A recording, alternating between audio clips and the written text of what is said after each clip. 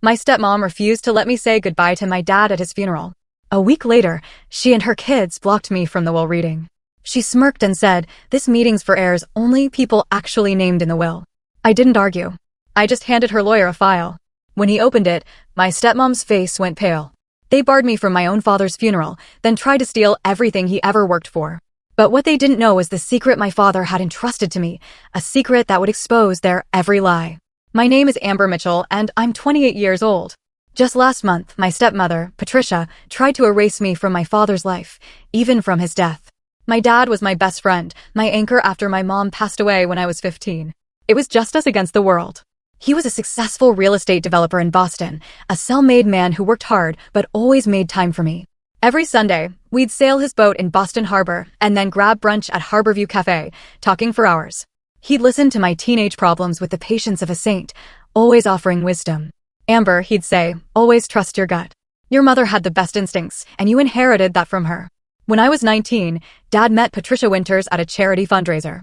She was attractive, charming, and seemed genuinely interested in him. After 4 years of grieving Mom, I was happy for him. He deserved happiness.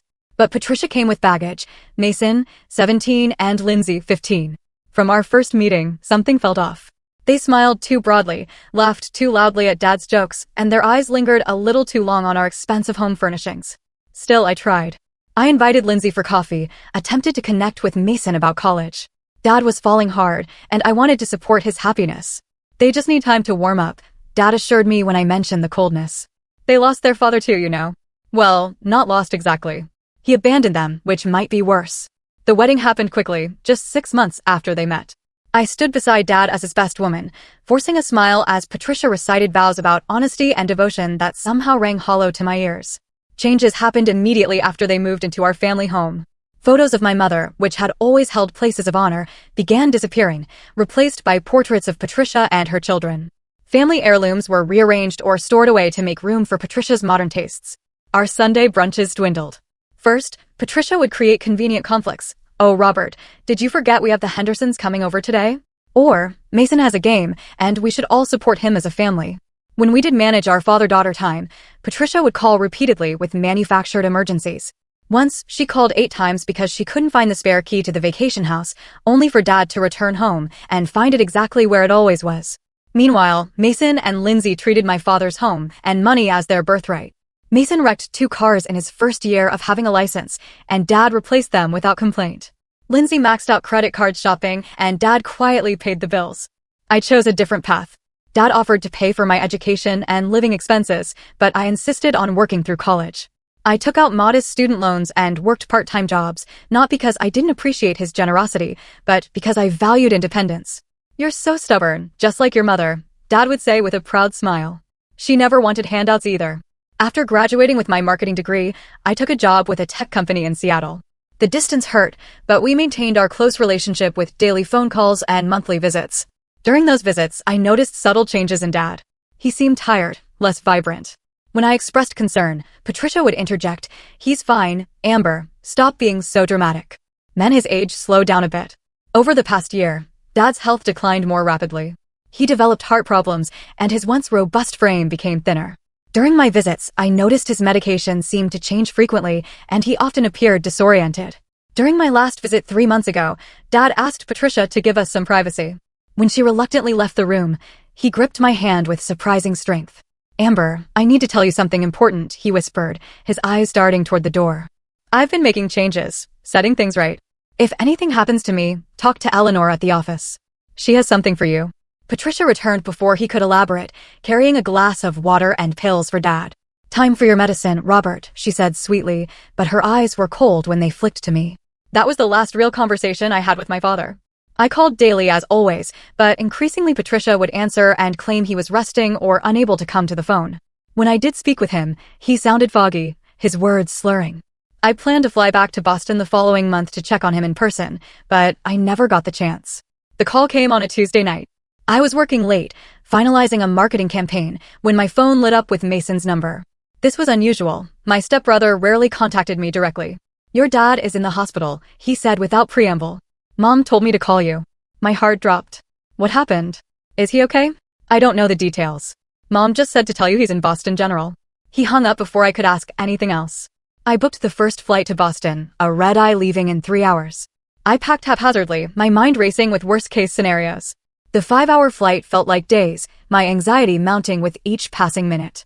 When I finally reached Boston General at 7 a.m., I rushed to the information desk. "Robert Mitchell," I said breathlessly.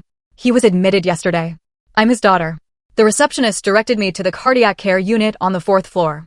As the elevator doors opened, I spotted Patricia and her children in the waiting area. Patricia was dressed immaculately, as always, not a hair out of place despite the supposed emergency. "Patricia, how's he? What happened?" I asked, approaching them.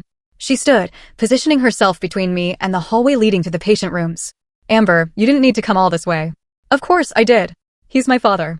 I need to see him." Patricia's expression hardened. "The doctors are allowing only immediate family at this time. Robert needs rest, not emotional scenes." I felt like I had been slapped. "I am his immediate family. I am his daughter."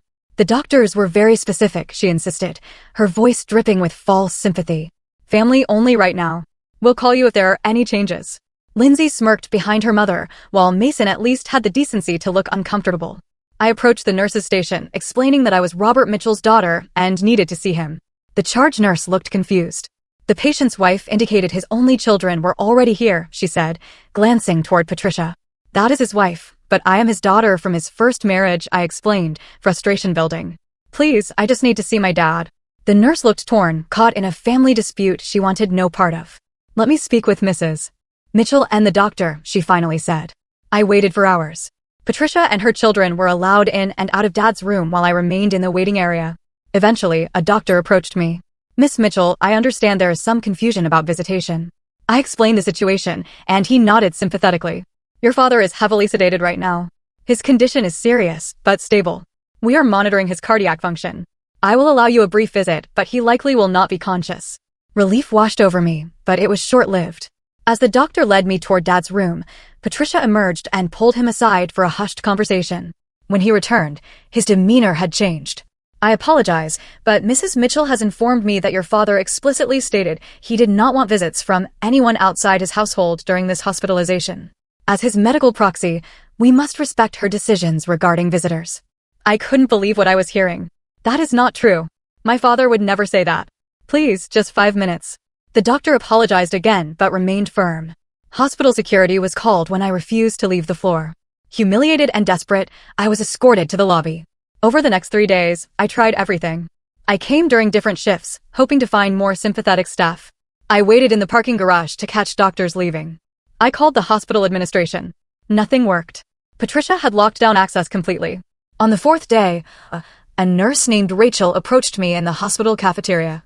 "You're Robert Mitchell's daughter, right?" she asked quietly, sitting across from me. "Yes. Have you been caring for him? How's he doing?" She glanced around before speaking. "I shouldn't be talking to you, but something doesn't feel right about the situation. Your father has been asking for you." My heart leaped. "He's conscious?" Patricia told everyone he was in a coma. Rachel shook her head. "He has periods of consciousness. He's weak but lucid at times. He specifically asked about his daughter, Amber, yesterday." Tears filled my eyes. "Can you help me see him?" "I'll try. I'm working tomorrow night. Come at 11 p.m., when visitation hours are over and the floor is quieter. I can't promise anything, but I'll try to get you in briefly." That night, I barely slept, clinging to hope that I would finally see Dad. But at 6 a.m., my phone rang. It was a number I didn't recognize. "Miss Mitchell, this is Dr. Kaplan from Boston General. I am very sorry to inform you that your father passed away about an hour ago." The world stopped. "What?" "No, that can't be right. The nurse said he was stable. He suffered a massive cardiac arrest in the early hours. We attempted resuscitation, but we were unsuccessful. I am truly sorry for your loss. I never got to say goodbye. I never got to tell him I loved him one last time, and Patricia had ensured it would be that way." The funeral arrangements were completely controlled by Patricia. The service was scheduled at an upscale funeral home, rather than the small chapel where my mother's service had been held, where Dad had always said he wanted his own funeral. When I arrived, an usher directed me to a seat in the back, far from the family section where Patricia, Mason, and Lindsay sat in the front row. I watched as person after person approached them with condolences, many glancing back at me with confusion. Some of Dad's oldest friends made a point of coming to sit with me or squeeze my shoulder in silent support. During the eulogy, Patricia painted herself as the devoted wife who had nursed my father through his illness. She spoke of their blended family, while never once acknowledging me by name. When it came time to view the body, Patricia's brother physically stepped in front of me. "Family first," he said coldly. By the time I was allowed to approach, they were closing the casket. My last glimpse of my father was partial and rushed. At the reception afterward, I overheard Patricia speaking with a man I recognized as her lawyer, Gregory Harrison. "We'll proceed with the reading on Tuesday," he said. "I have all the paperwork in order." "Good," Patricia replied. Robert was very specific about his wishes. "Everything is settled exactly as it should be." The smug satisfaction in her voice made my stomach turn. I left the reception early, driving through tears back to my hotel. I had never felt so alone, so defeated. Dad was gone, and Patricia had won. She had successfully cut me out of his final days, and was clearly confident about what would happen next. That night, I sobbed until no more tears would come. I had lost not only my father, but also my last connection to the family I had once known.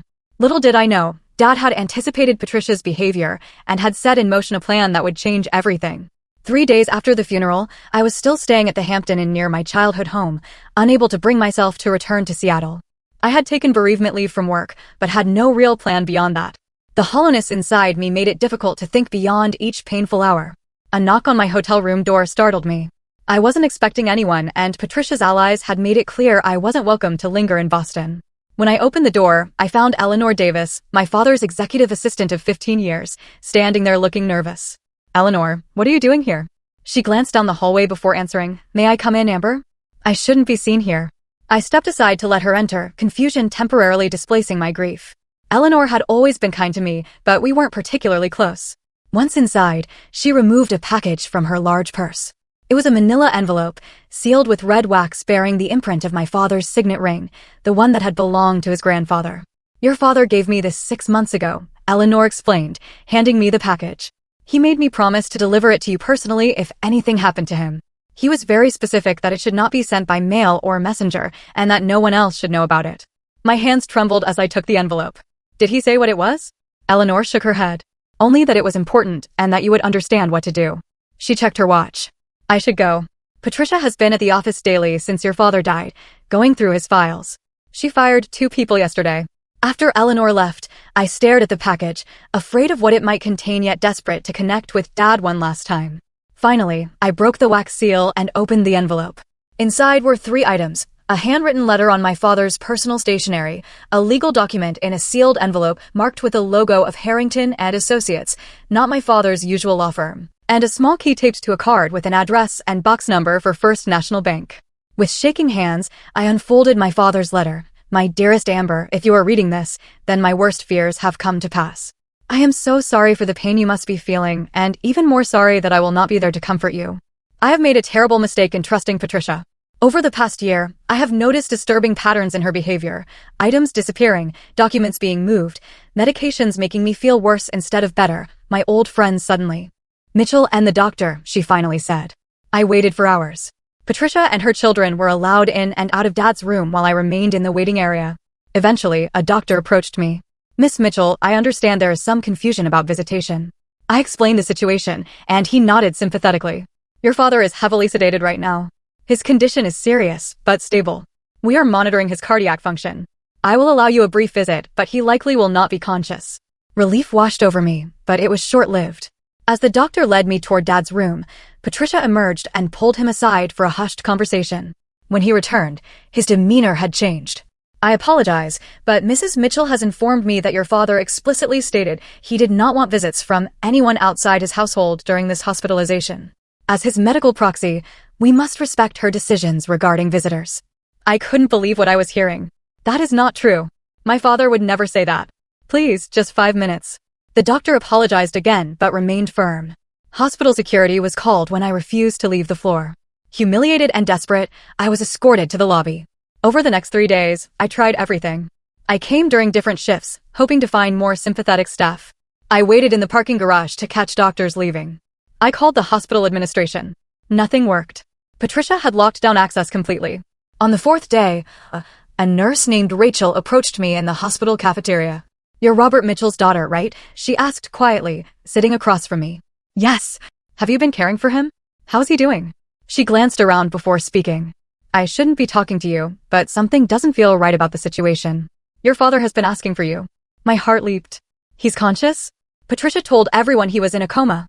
Rachel shook her head. He has periods of consciousness. He's weak but lucid at times. He specifically asked about his daughter, Amber, yesterday. Tears filled my eyes. Can you help me see him? I'll try. I'm working tomorrow night. Come at 11 p.m., when visitation hours are over and the floor is quieter. I can't promise anything, but I'll try to get you in briefly. That night, I barely slept, clinging to hope that I would finally see Dad. But at 6 a.m., my phone rang. It was a number I didn't recognize. Miss Mitchell, this is Dr. Kaplan from Boston General. I am very sorry to inform you that your father passed away about an hour ago. The world stopped. What? No, that can't be right. The nurse said he was stable.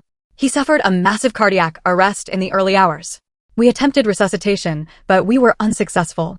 I am truly sorry for your loss. I never got to say goodbye.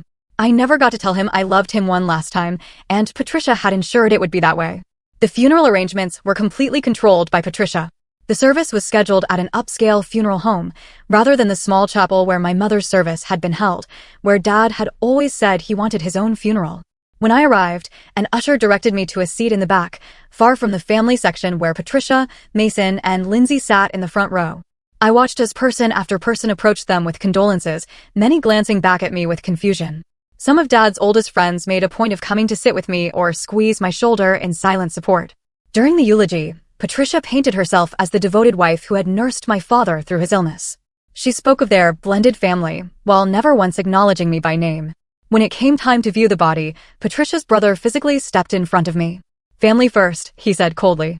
By the time I was allowed to approach, they were closing the casket. My last glimpse of my father was partial and rushed. At the reception afterward, I overheard Patricia speaking with a man I recognized as her lawyer, Gregory Harrison. We'll proceed with the reading on Tuesday, he said. I have all the paperwork in order. Good, Patricia replied. Robert was very specific about his wishes. Everything is settled exactly as it should be. The smug satisfaction in her voice made my stomach turn. I left the reception early, driving through tears back to my hotel. I had never felt so alone, so defeated. Dad was gone, and Patricia had won. She had successfully cut me out of his final days, and was clearly confident about what would happen next. That night, I sobbed until no more tears would come. I had lost not only my father, but also my last connection to the family I had once known. Little did I know, Dad had anticipated Patricia's behavior, and had set in motion a plan that would change everything. 3 days after the funeral, I was still staying at the Hampton Inn near my childhood home, unable to bring myself to return to Seattle. I had taken bereavement leave from work, but had no real plan beyond that. The hollowness inside me made it difficult to think beyond each painful hour. A knock on my hotel room door startled me. I wasn't expecting anyone, and Patricia's allies had made it clear I wasn't welcome to linger in Boston. When I opened the door, I found Eleanor Davis, my father's executive assistant of 15 years, standing there looking nervous. Eleanor, what are you doing here? She glanced down the hallway before answering. May I come in, Amber? I shouldn't be seen here. I stepped aside to let her enter, confusion temporarily displacing my grief. Eleanor had always been kind to me, but we weren't particularly close. Once inside, she removed a package from her large purse. It was a manila envelope, sealed with red wax bearing the imprint of my father's signet ring, the one that had belonged to his grandfather. Your father gave me this 6 months ago, Eleanor explained, handing me the package. He made me promise to deliver it to you personally if anything happened to him. He was very specific that it should not be sent by mail or messenger, and that no one else should know about it. My hands trembled as I took the envelope. Did he say what it was? Eleanor shook her head. Only that it was important, and that you would understand what to do. She checked her watch. I should go. Patricia has been at the office daily since your father died, going through his files. She fired 2 people yesterday. After Eleanor left, I stared at the package, afraid of what it might contain yet desperate to connect with Dad one last time. Finally, I broke the wax seal and opened the envelope. Inside were 3 items: a handwritten letter on my father's personal stationery, a legal document in a sealed envelope marked with the logo of Harrington and Associates, not my father's usual law firm, and a small key taped to a card with an address and box number for First National Bank. With shaking hands, I unfolded my father's letter. My dearest Amber, if you are reading this, then my worst fears have come to pass.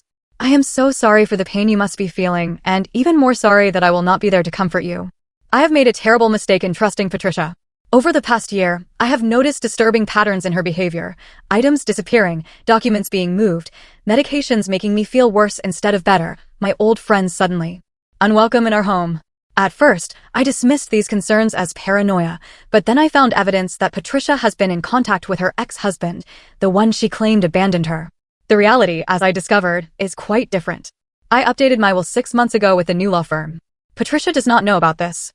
The enclosed document is a copy of this will. The original is registered with the state. I had planned to confront Patricia once I had gathered sufficient evidence, but my health has deteriorated more rapidly than expected. I fear my time is running short. Remember that I love you, Amber. You have been the greatest joy of my life. Your mother would be so proud of the woman you have become. All my love, Dad. Tears streamed down my face as I read his words, a mixture of grief and vindication washing over me. Dad had known. He had seen through Patricia's facade and had taken steps to protect me and his legacy. The sealed legal document was indeed a will, dated just 6 months earlier, and notarized by witnesses I didn't recognize. I didn't open it, maintaining its official seal intact. The next morning, I went to First National Bank. After verifying my identity and the key, the bank manager escorted me to the vault and left me alone with the safety deposit box. The box contained several items. First was another letter from Dad explaining each piece of evidence. Then there were photographs taken by a private investigator showing Patricia meeting with a man Dad identified as her supposedly estranged ex-husband. There were also photos of the same man visiting my father's house when Dad was away on business trips. More disturbing were the financial records showing unusual transfers from my father's personal accounts to offshore accounts linked to Patricia's brother. There were also copies of my father's medical records with notes in his handwriting questioning changes to his prescriptions that coincided with Patricia's trips to the pharmacy. A thumb drive contained audio recordings from my father's home office, capturing conversations between Patricia and her children discussing how they would spend their inheritance once the old man is gone. In one particularly chilling recording, Patricia instructed Mason to ensure Dad took all his medication while she was away for the weekend. Make sure he takes the blue pills first, she had said. They make him sleepy so he won't fuss about the others. The final document was a handwritten timeline my father had created, tracking his health decline against Patricia's actions. He noted increasing fatigue and confusion after Patricia insisted on preparing his meals and managing his medication. As I reviewed everything, a horrifying picture emerged. My father had not just been taken advantage of financially, he had been systematically isolated and possibly medically abused. The question that haunted me was whether Patricia had merely exploited his illness or actually accelerated his decline. With trembling hands, I repacked the evidence into my bag. Dad had provided me with everything I needed to challenge Patricia. Now I needed to find the right moment to use it. The day of the will reading arrived. I hadn't been officially notified, but Dad's old friend, Walter Bennett, who had been my father's attorney for decades before being inexplicably fired by Patricia 3 months ago, tipped me off about the time and location. Something stinks about this whole situation, Amber, Walter had told me over coffee the previous day. Robert would never have cut you out of his final arrangements, and switching attorneys after 30 years of friendship? It doesn't add up. I arrived at the offices of Harrison and Powell precisely at 2 p.m. The receptionist looked startled when I gave my name. Miss Mitchell, you are not on the list for this meeting, she said after checking her computer. I am Robert Mitchell's daughter. I should be at the reading of his will. I kept my voice steady, though my heart was pounding. She made a phone call, speaking in hushed tones, then directed me to wait. A few minutes later, Gregory Harrison himself emerged from the conference room. Miss Mitchell, this is somewhat awkward, but the reading has already begun. Mrs. Mitchell indicated you were aware you are not included in the proceedings. I stood my ground. As Mr. Mitchell's daughter, I have a right to be present, regardless of the contents of the will. Harrison looked uncomfortable but nodded reluctantly. Very well. Please follow me. When I entered the conference room, Patricia's face registered shock, then anger, then a composed smugness. Mason and Lindsay sat on either side of her, along with Patricia's brother and her personal assistant. What is she doing here? Patricia demanded, not even looking at me directly. As Mr. Mitchell's daughter, Miss Mitchell has requested to be present, Harrison explained. Patricia gave a theatrical sigh. This meeting is only for heirs named in the will, which Amber is not. Robert was very clear about his wishes. The calm certainty in her voice made my blood boil, but I maintained my composure. I hadn't come this far to lose control now. I understand you are grieving, Patricia, but I have a right to hear my father's wishes directly, even if he chose to disinherit me. My voice was steady, revealing none of the turmoil inside. Harrison looked relieved at my reasonable tone. Perhaps we can proceed. As I was saying, the will dated January 15th of this year stipulates that the entirety of Robert Mitchell's estate, with the exception of specific personal items listed in Appendix A, is to be transferred to his wife, Patricia Mitchell, with secondary beneficiaries being her children, Mason and Lindsay Winters. Patricia shot me a triumphant look, which I met with a small, knowing smile that seemed to unsettle her slightly. Harrison continued reading the document, detailing the extensive assets my father had accumulated. The family home valued at $2.8 million, his company shares worth approximately $12 million, investment portfolios, vacation properties, and various personal collections of art and antiques. When he finished, Patricia placed a hand over her heart. Robert always took care of us. He knew what was best for the family. Are there any questions? Harrison asked, looking around the room. I reached into my bag and removed the sealed document Eleanor had delivered. Actually, I believe there has been a mistake. All eyes turned to me as I stood and walked to Harrison's position at the head of the table. I placed the document before him. What is this? He asked, frowning at the unfamiliar law firm seal. This is my father's most recent will, executed and filed with the Commonwealth of Massachusetts 6 months ago. Patricia shot to her feet. This is ridiculous. Robert would have told me if he updated his will. Harrison examined the document carefully, breaking the seal and reading through the first few pages. His expression changed from skepticism to concern. This appears to be legally executed. While dated more recently than the one we have been discussing, it bears Mr. Mitchell's signature, which I recognize, and proper witness attestations. He looked up at Patricia. Mrs. Mitchell, were you aware of this document? Patricia's face had drained of color. This is preposterous. It must be a forgery. Harrison continued examining the document. It contains language specifically revoking all prior wills and codicils. If this is authentic, it would supersede the will we were just reviewing. Read it, I said quietly. Harrison cleared his throat and began to read. The new will painted a very different picture of my father's wishes. Patricia and her children were provided for with modest trust funds that would pay them a reasonable living allowance, but give them no control over the principal. The family home was to be sold, with proceeds going to establish a charitable foundation in my mother's name. The bulk of the estate, including controlling interest in Mitchell Development Corporation, was left to me, with specific instructions about continuing my father's legacy of ethical development and charitable giving. Most damning was a clause near the end. In the event that my death occurs under circumstances that might be considered suspicious or premature, I direct my executor to authorize a full investigation, including toxicology reports and a review of all my medical treatment in the months preceding my death. Patricia's face contorted with rage. This is a lie. A complete fabrication. She turned to her children. Tell them. Your father would never do this to us. Mason looked stunned, while Lindsay began to cry dramatically. Harrison held up a hand. Mrs. Mitchell, please. This document contains a notary seal and witnesses. It appears to have been filed with the state. If you contest it, we will need to proceed through proper legal channels. Contest it? I will destroy it. Robert loved me. He would never have done this behind my back. Patricia's carefully maintained composure had completely evaporated. That ungrateful B***TCH turned him against me after everything I did for him. Her brother tried to calm her, but she shrugged him off violently. Mrs. Mitchell, Harrison said firmly, I must advise you that outbursts of this nature will not help your position if you choose to contest this will. The language here is quite clear, and there are additional sealed instructions regarding potential investigations into Mr. Mitchell's death. At the mention of investigations, Patricia went still. Her eyes darted to the door as if calculating an escape route. I remained calm, watching the scene unfold exactly as Dad had predicted. Patricia, I said, I think we both know Dad saw through you at the end. This is his final message to you. You know nothing, she hissed. Your father was a confused old man. He didn't know what he was signing. Harrison, now visibly uncomfortable with the direction of the conversation, interjected, I believe we should adjourn this meeting until we can verify the authenticity of this new document. Though I must note that it appears to be in order and the firm listed is reputable. Verify it? There is nothing to verify. I am his wife.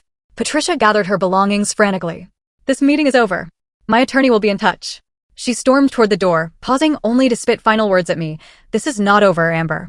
Her children followed her out, Mason looking back at me with an unreadable expression. The room fell silent after their departure. Harrison sighed heavily. Miss Mitchell, I apologize for the confusion. I had no knowledge of this updated will. I understand, I said. My father anticipated Patricia's actions. That is why he took precautions. As I gathered my own belongings, I felt a strange sense of calm. Dad had reached out from beyond the grave to protect me and expose Patricia's true nature. The battle was far from over, but the first decisive victory was mine. The immediate aftermath of the will reading was chaos. Patricia refused to vacate the family home, as required by the newly discovered will, changing the security codes and instructing the staff not to admit me under any circumstances. My phone filled with vitriolic text messages from Patricia, alternating between threats and attempts to gaslight me about my father's mental state when he signed the new will. Her brother, whom I had never trusted, left menacing voicemails suggesting I back off before things get ugly. I checked out of the hotel and moved to a different one under an assumed name, unsettled by the intensity of Patricia's reaction. The next day, I met with Caroline Lawson, an attorney specializing in contested wills and estate fraud. Your father was clever, Caroline said after reviewing the documents. By creating the new will with an independent firm and filing it with the state, he established a strong legal position. Patricia can contest it, but she will need to prove he was not of sound mind when he signed it. He knew exactly what he was doing, I assured her. The question is, how far did Patricia go? These medical records suggest she may have been tampering with his medication. Caroline's expression grew serious. If that is true, we are talking about potential criminal charges beyond just the will contest. But proving it will be difficult. We developed a strategy to enforce the will while gathering more evidence about Patricia's actions. Caroline filed emergency motions to freeze all estate assets and remove Patricia as executor, citing the explicit language of the new will and the concerning evidence from the safety deposit box. Meanwhile, Patricia launched a smear campaign among my father's social circle. She told anyone who would listen that I had manipulated my declining father, taking advantage of his grief over a recent friend's death to convince him to change his will. Amber always resented me, I heard she told the members of Dad's golf club. She couldn't accept that Robert found happiness again after her mother died. She poisoned him against his new family. The irony of her using the word poisoned was not lost on me. A week after the will reading, I returned to my hotel room to find the door slightly ajar. My heart racing, I called hotel security before entering. The room had been searched, items moved and rearranged. Most concerning, the copies of Dad's medical records were missing, though I had fortunately kept the originals in a secure location. The hotel's security footage showed a man in a maintenance uniform entering my room, but his face was never clearly visible to the camera. The hotel manager was apologetic, but could offer little help beyond changing my room and adding security. That evening, I received a surprising text from Mason, need to talk. Not with Mom. Plaza Cafe tomorrow 10 a.m. I was wary of a trap, but curious enough to agree, choosing a public location and arriving early to ensure I wasn't being set up. Mason arrived alone, looking tired and conflicted. I don't know what to believe anymore, he admitted after ordering coffee. Mom is falling apart. She's drinking all day, making frantic calls, and burning documents in the backyard. Burning documents? I leaned forward. What kind of documents? He shrugged. I don't know exactly. Financial stuff, I think. She sent Lindsay and me away when she realized we were watching. But listen, the thing is, I found some pills in her bathroom. Prescription bottles with your dad's name, but the label's partially torn off. My blood ran cold. Mason, do you understand what that might mean? He nodded miserably. I'm not stupid, Amber. She's my mother, but Robert was good to us, and if she did something to him. He trailed off, unable to complete the thought. You need to tell the police, I urged. I can't. Fear flashed across his face. But I won't IE for her either, if it comes to that. As Mason was leaving, he paused. Lindsay wants to talk to you too. She's more confused than I am. Mom has always controlled her, but she really loved Robert. 2 days later, I met Lindsay at a small coffee shop across town. Unlike her usual polished appearance, she looked disheveled, her eyes red from crying. Is it true? She demanded without preamble. Did Mom really get left out of the real will? Not entirely, I explained. Dad set up trusts for all of you. You'll be provided for, just not with the lump sum she expected. Lindsay's face crumpled. She promised me the beach house. Said I could have it after Robert died. She caught herself, looking horrified at her own words. Lindsay, when did she start making those promises? I don't know. Maybe a year ago. She twisted a napkin in her hands. She talked a lot about what we would do after, but I thought she meant after he retired or something. I didn't think she meant. I reached for her hand, but she pulled away. I should go. She'll know I talked to you. Despite my complicated feelings toward my step-siblings, I felt compassion for them. They had been raised by Patricia, shaped by her values and manipulations. They were victims too, in a different way. The situation escalated dramatically the following week. Patricia appeared uninvited at a charity event my father had supported annually, creating a scene when she saw me there speaking with board members. There she is. Patricia shouted, pointing at me across the crowded ballroom. The daughter who abandoned her father for years, then swooped in to steal his money. Security escorted her out as she continued to shout accusations. The incident made the local society pages, bringing unwanted publicity to the already complicated situation. That night, the anonymous threats began. First a text from an unknown number, back off or regret it. Then an email with photos of me entering and leaving my new hotel, showing I was being watched. I reported everything to the police and to Caroline, who accelerated our legal proceedings. We learned that Patricia had hired a notorious probate attorney known for aggressive tactics and dragging out estate cases for years. She's playing for time, Caroline explained, trying to force a settlement by making the process so unpleasant and expensive that you will give up. But Patricia had underestimated both my determination and my father's foresight. While reviewing my father's personal papers, I discovered notes about Patricia's previous marriage. Dad had hired investigators who uncovered something shocking. Patricia had been married twice before, not once as she had claimed. Her first husband, a wealthy older man, had died suddenly of heart failure after just 3 years of marriage. Patricia had inherited everything, leaving his children from a previous marriage with nothing. The circumstances were disturbingly similar to my father's situation. Even more damning, Caroline's investigator discovered that Patricia's supposedly estranged ex-husband, the father of Mason and Lindsay, had never actually divorced her. They had staged a separation while maintaining a relationship, a fact documented in the surveillance photos found in the safety deposit box. The web of deception was more extensive than even my father had realized. Patricia was not just a gold digger, she was a practiced con artist with a pattern of targeting wealthy older men. The question that kept me awake at night was whether she had simply waited for my father to die naturally or had helped the process along. The police finally became directly involved when Patricia violated the temporary restraining order I had obtained. She appeared at a restaurant where I was dining with Eleanor, screaming accusations and attempting to physically confront me before being restrained by staff. The responding officers took statements and, upon learning of the existing order, took the matter seriously. When they escorted Patricia out, I overheard one officer mentioning to his partner that she smelled like a pharmacy. The pieces were falling into place, but Patricia still had one desperate move left to play. The court date for the preliminary hearing on the contested will arrive 3 weeks after the will reading. The courtroom was tense as Caroline and I faced Patricia and her attorney across the aisle.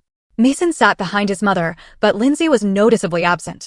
Judge Harriet Walcott, a stern woman in her 60s with a reputation for no-nonsense efficiency, reviewed the filings before addressing the court.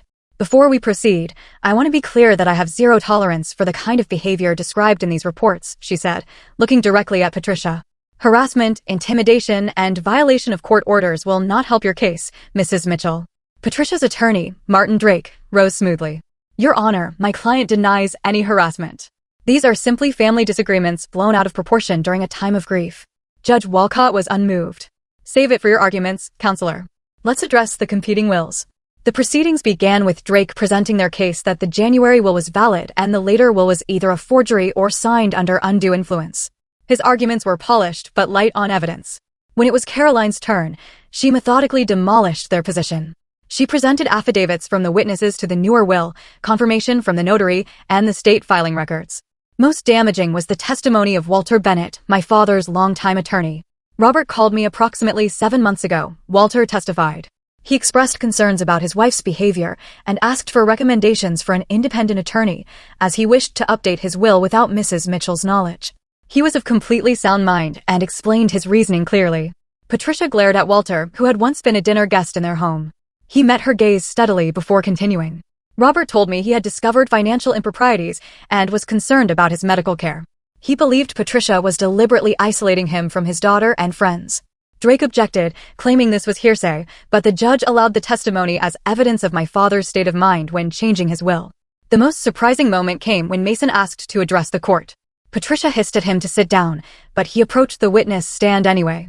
Under oath, Mason described finding prescription bottles hidden in Patricia's personal effects, overhearing arguments between Patricia and her ex-husband about speeding things up, and witnessing Patricia preventing me from seeing my father in the hospital. Robert was good to us, Mason concluded, his voice breaking. He didn't deserve what happened to him, and Amber doesn't deserve what my mother is doing to her now. Patricia's face was a mask of fury. When Drake called her to testify, she had composed herself, playing the role of grieving widow with practiced skill. She spoke of my father's declining mental state, my alleged abandonment when I moved to Seattle, and the happy blended family that had been destroyed by my jealousy and greed. It was a convincing performance, but it crumbled under Caroline's cross-examination. Using the timeline my father had created, Caroline walked Patricia through specific dates and events, catching her in multiple contradictions. Mrs. Mitchell, can you explain why you told the court you were with your husband continuously during his final days, yet credit card records show you dining at Chez Maurice with a Mr. James Winters on the evening before Mr. Mitchell's death? Patricia stammered, that was a brief business meeting. James is my ex-husband. We were discussing the children. The same ex-husband you claimed abandoned you and your children? The man you told Robert Mitchell you never wanted to see again. Caroline pressed. That is not relevant to this proceeding. Drake interjected. Caroline turned to the judge.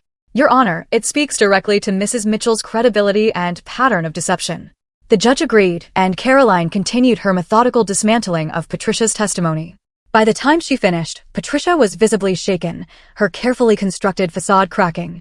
When all arguments concluded, Judge Walcott took only a brief recess before returning with her decision.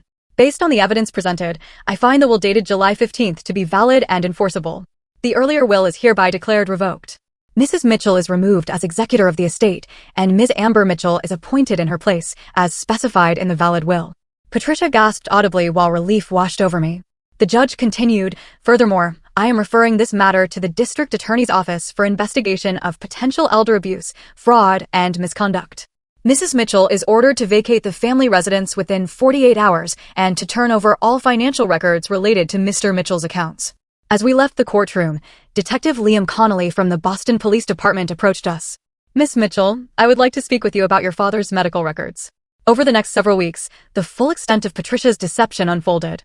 The police investigation revealed that Patricia had never legally divorced her second husband, James Winters, making her marriage to my father potentially invalid.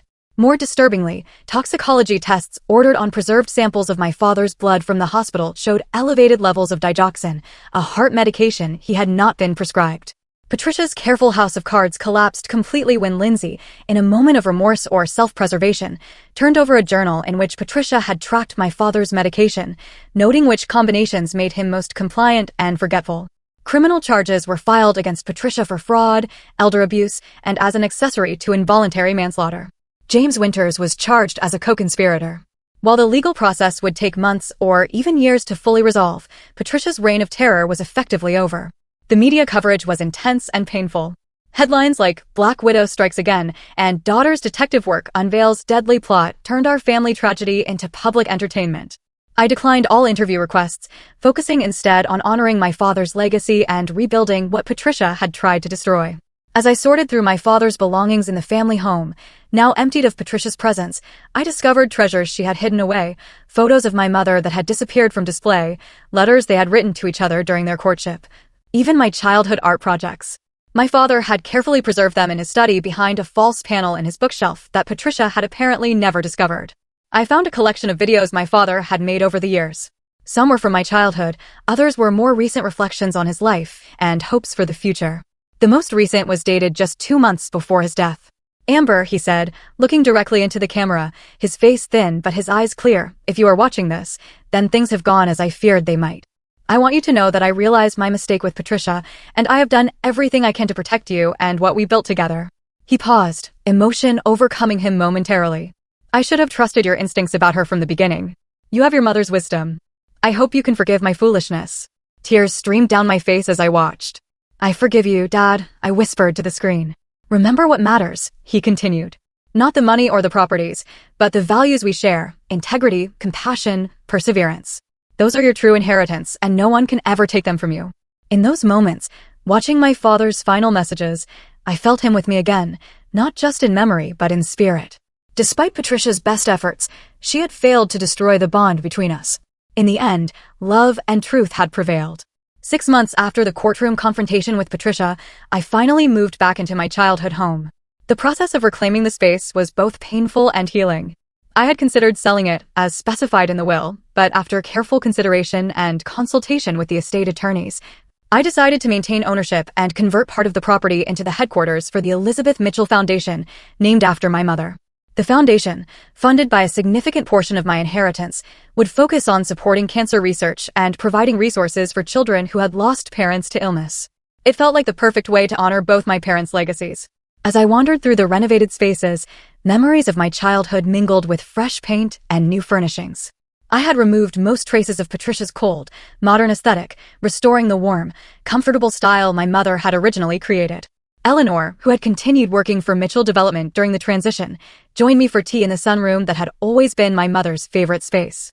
"Your father would be so proud," she said, looking around at the transformation. "He was so worried near the end, not just about the money, but about his legacy being twisted." "Did he ever tell you what first made him suspicious of Patricia?" I asked. Eleanor nodded.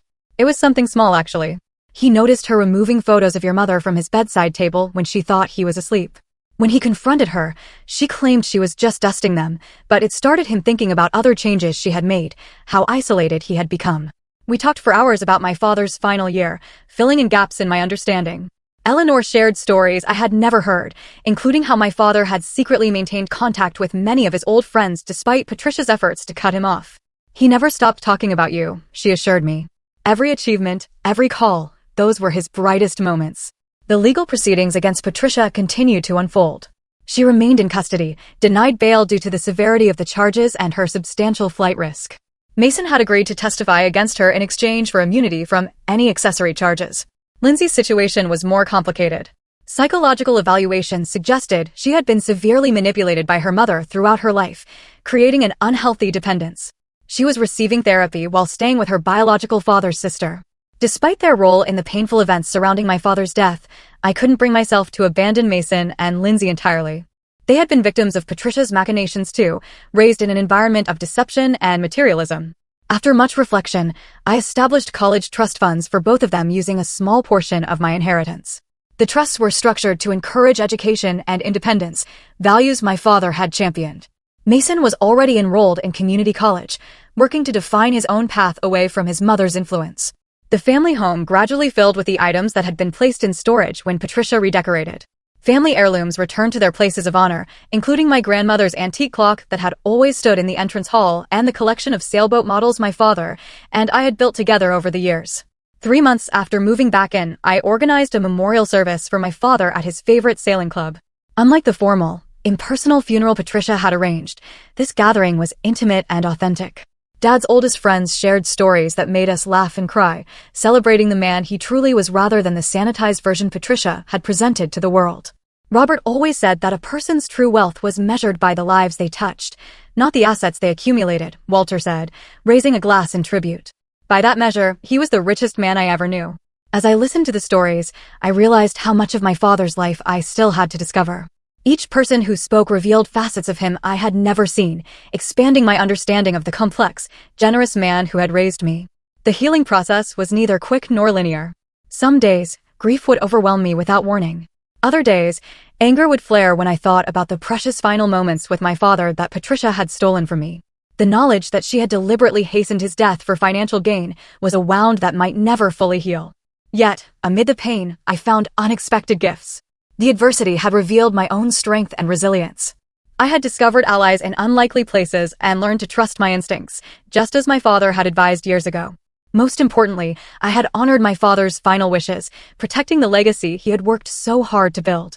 As the seasons changed, I gradually established new routines and traditions. Sunday mornings, once reserved for sailing with Dad, became my time for volunteer work with a children's grief support group. The holiday season, which I had dreaded facing without him, became an opportunity to host a gathering for others who had lost loved ones. One spring morning, as I sat in my father's study reviewing foundation proposals, I came across a quote he had framed on his desk. "The greatest inheritance a parent can give their children is a few minutes of their time each day." Despite his success and wealth, my father's most valuable gift had always been his presence. That was the legacy I wanted to honor most in my own life going forward, giving my time and attention generously to causes and people who mattered. The legal system eventually delivered its verdict on Patricia. She was convicted on multiple counts and sentenced to 20 years in prison. The news brought a complex mix of emotions, not the triumphant satisfaction I might once have expected, but a quieter sense that justice had been served and that my father could rest in peace. I kept my promise to visit Mason and Lindsay occasionally, meeting them on neutral ground as they worked to build lives independent of their mother's toxic influence. These relationships remained complicated, but I remembered my father's capacity for forgiveness and tried to embody that spirit. Looking back on the turbulent journey from that devastating phone call about my father's hospitalization to the peaceful life I was building now, I recognized how much I had grown.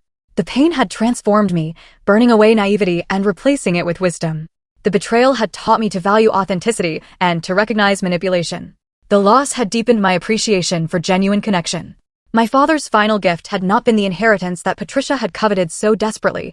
It had been the truth, painful but necessary, and the opportunity to reclaim not just his assets, but his true legacy of integrity and compassion. As I stood at my father's grave on the anniversary of his death, I placed white roses, his favorite, beside the headstone. "I kept my promise, Dad," I whispered. "Your story was told. Your wishes were honored. Your legacy continues." The journey through grief and betrayal had taught me that family is not always defined by blood or legal ties. Sometimes it is created through shared values, mutual respect, and genuine care. My father had understood this truth at the end, making provisions not based on traditional definitions of family, but on the authentic bonds he cherished. That understanding has become my guiding principle as I move forward. I choose carefully who I allow into my inner circle now, valuing character over charm, substance over appearance. The wealth my father left me provides security, but it is the wisdom gained through our shared ordeal that proves most valuable in navigating life's complexities. If you have experienced betrayal within your family or found yourself fighting for what is rightfully yours, I hope my story offers some comfort and guidance. Trust your instincts, document everything, and never underestimate the power of truth to eventually prevail. Family conflicts around inheritance can reveal people's true characters, often in shocking ways. Have you experienced something similar, or do you know someone who has?